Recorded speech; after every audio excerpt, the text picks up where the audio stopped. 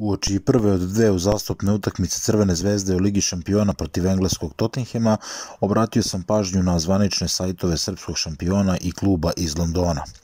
Zvezda je već objavila spisak putnika koji će biti u sastavu ekspedicije u trećem kolu, kao i intervju sa Kanjasom i Vulićem, koji željno iščekuju ovaj meč i veruju da će crveno-beli imati svoje šanse, bez obzira što je prošlosezonski finalista Lige šampiona favorit.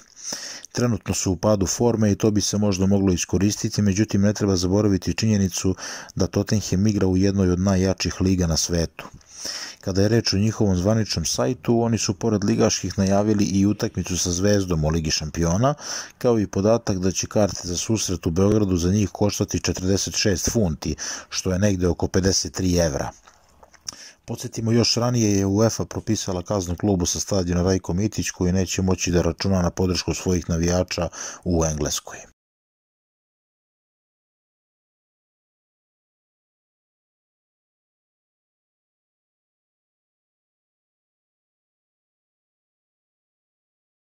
Posle odigrana dva kola trenutno stanje na tabeli izgleda ovako. Bayern je prvi sa maksimalnim učinkom i 6 bodova, Zvezda druga sa 3 boda, Olympiakos i Tottenham na trećem i četvrtom mestu sa po jednim osvojenim bodom.